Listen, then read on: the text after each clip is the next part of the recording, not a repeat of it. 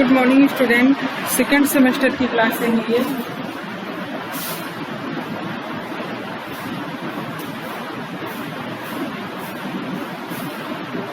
Second semester की classes में new elementary education के तहत हम पढ़ रहे हैं मैकाले के जो शिक्षा नीति है, जो सुझाव है, उसके बारे में आपने देखा कि धारा 43 की उसने बहुत ही स्मार्ट तरीके से व्याख्या की और मैकाले ने अपने सुझाव दिए। सुझाव में उसने प्राच्य साहित्य और ज्ञान की शिक्षा को निरर्थक बताया, पाश्चात्य साहित्य की ज्ञान की शिक्षा को इम्पोर्टेंस बताया और अंग्रेजी को शिक्षा का माध्यम बनाने की उसने वकालत की और उच्च वर्ग के लिए उच्च शिक्षण संस्थाओं की स्थापना की उसने बात कही और शिक्षा के क्षेत्र में धार्मिक तटस्थता की नीति को अपनाने की उसने बात कही। ये तो उसके सुझाव थे। और हम बात करते हैं मैकाले के विवरण पत्र के मूल्यांकन की। इसके तहत जो भी बातें हैं आप इसको बहुत ही जैसे इसके पॉइंट से ही वो सारी चीजें आप आसानी से क्लियर कर सकते हैं। और उसके बाद मैकाले के विवरण पत्र का अगर जो मूल्यांकन करें तो हमारे सामने बहुत सारी चीजें आती हैं कि उसके सुझाव के क्या गुण हैं, क्या दोष हैं, यानी कि मेरिट्स और डिमेरिट्स क्या हैं। तो मैकाले के विवरण पत्र का मूल्यांकन अगर हम करें तो मैकाले के विवरण पत्र के मूल्यांकन में आप इसका सबसे मेन पॉइंट ये देख सकते हैं कि मैकाले प्राच्य और पाश्चात्य विवाद जो बहुत ही लॉन्ग टाइम से चल, इसको आप एक एक पॉइंट लिखते चलिए।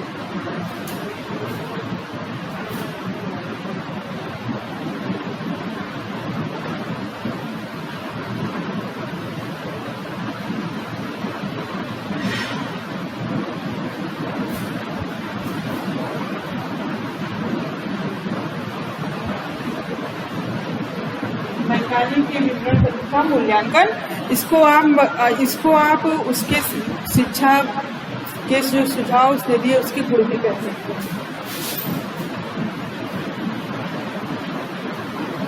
मैकाले के विवरण पत्र के गुण, तो इसमें सबसे पहले उसने क्या बताया कि जो प्राच्य और पाश्चात्य विवाद जो बहुत ही लॉन्ग टाइम से चला आ रहा था उसका उसने बहुत ही स्मार्ट तरीके से हैंडल किया।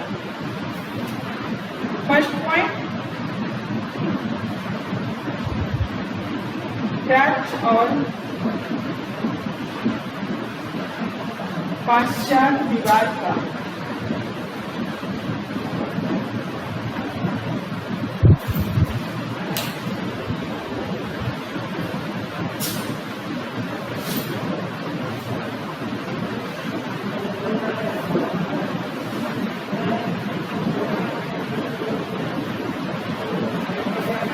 प्राच्य और पाश्चात्य विवाद का चतुराईपूर्ण हल या सुझाव उसने दिया।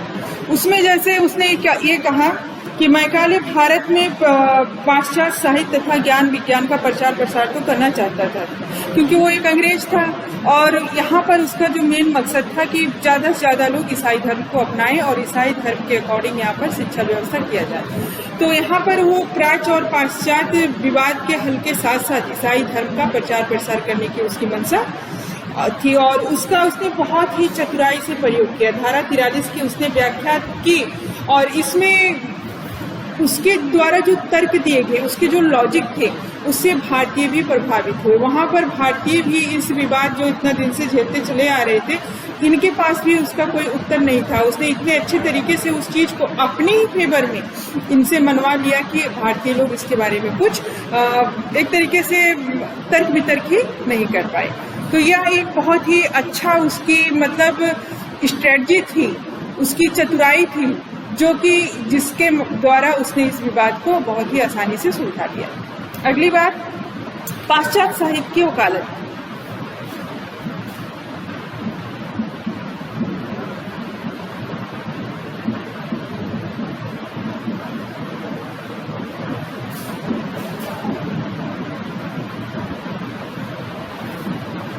वो तो कहता ही है कि जो भारतीय शिक्षा है वो अविकसित है, गंवारू है, इसके माध्यम से ब्रेन का विकास नहीं हो सकता या भारतीय स्मार्ट नहीं हो सकते।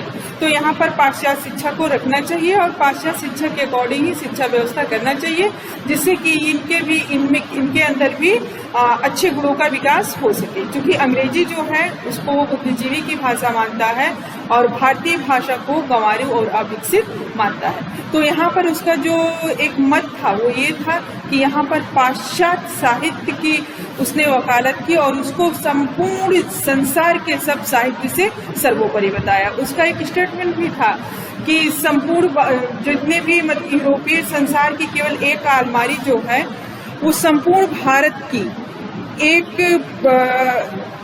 आप ये कह सकते हैं। उसने ये तुलना की कि जितनी भी यहाँ के यूरोपीय साहित्य हैं वो यहाँ के भारतीय साहित्य से बहुत ही बेहतर है। और उसके बाद उसने ये बताया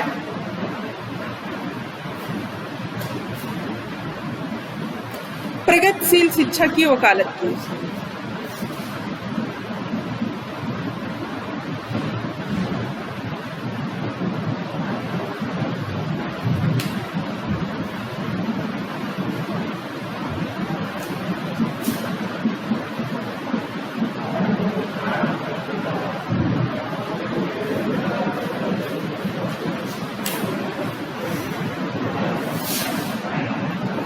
उसने कहा कि भारतीय शिक्षा पूरी तरीके से रूढ़वादी है। अगर भारतीय अपनी ही भाषा में अपने ही माध्यम से शिक्षा प्राप्त करते हैं तो ये कभी भी अपने आप को विकसित या स्मार्ट नहीं बना सकते हैं। तो उसने बताया कि अगर जो इनको आधुनिक बनाना है तो इनकी जो शिक्षा व्यवस्था है वो अंग्रेजी होनी चाहिए। यानी कि उसने भारत में अंग्रेजी शिक्षा को लॉन्च किया। प्रगतिशील शिक्षा की उसने वकालत की। अगला है धार्मिक शिक्षा पर रोक।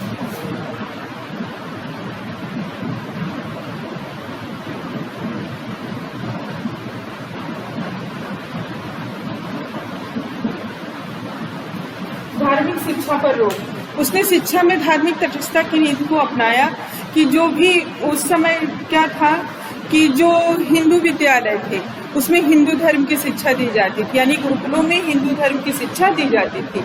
और जो मकतब और मदरसे थे उसमें इस्लाम धर्म की शिक्षा दी जाती थी। और जो मिस्त्री विद्यालय स्थापित हुए उसमें ईसाई धर्म की शिक्षा दी जाती थी।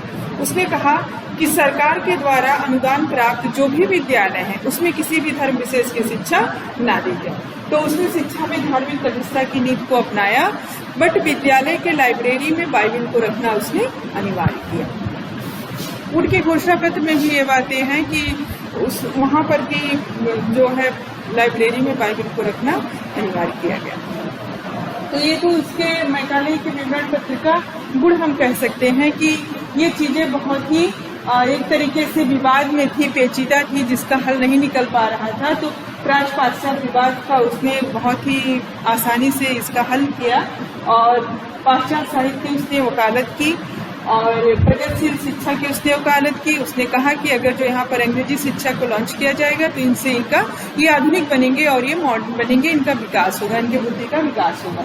और अगला धार्मिक शिक्षा पर इसने रोक लगाई। वो जानता था कि भारतीय अपने धर्म से बहुत ही जुड़े हुए हैं। यहाँ पर धर्म को लेकर अगर जो किसी तरीके का विवाद हुआ तो हम यहाँ पर सक्सेस नहीं हो पाएंगे, इसलिए उसने यहाँ पर धार्मिक तटस्थता की नीति को अपनाई। अगला है इसके दोष।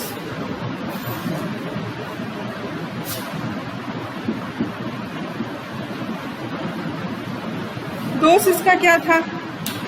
दोष ये था कि धारा 43 की पक्षपातपूर्ण उसने व्याख्या की। वो जो चाहता था वही किया, अपने फेवर में किया, लेकिन यहाँ पर उसने कूटनीति अपनाई और जिसको भारतीय भाप नहीं पाए और कुछ भी तर्क वितर्क नहीं कर पाए। अगली बात, शिक्षा का माध्यम अंग्रेजी बनाया जो बिल्कुल पूरी तरीके से निराधार था। क्यों निराधार था?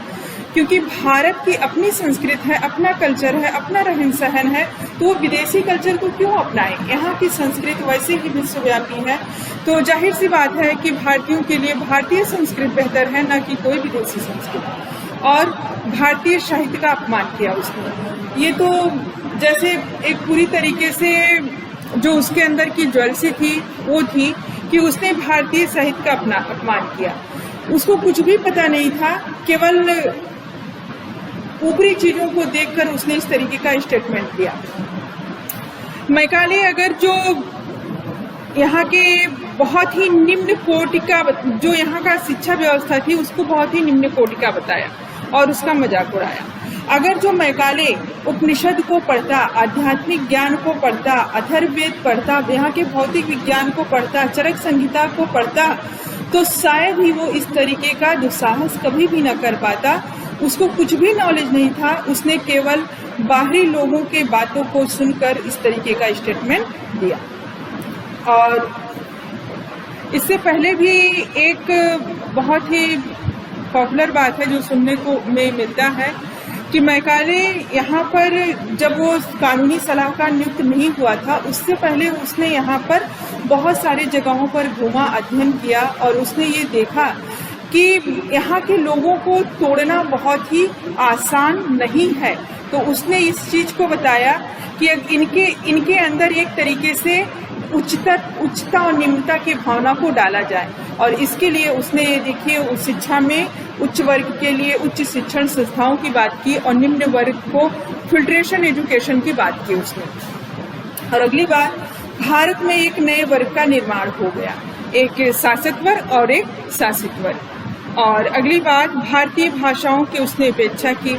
उसने भारतीय भाषा को बिल्कुल अविकसित और गंवारू बताया और उच्च शिक्षा में भी उसने भेदभाव उत्पन्न किया, यानी कि फिल्ट्रेशन एजुकेशन की देन जो है इसी की देन है। इसी ने शुरुआत की कि उच्च वर्ग से शिक्षा निम्न वर्ग तक आएगी। ये तो हर कोई जानता है कि शिक्षा सबका ही जन्मसिद्ध अधिकार है, तो उच्च वर्ग से निम्न वर्ग तक शिक्षा आने का क्या मतलब है।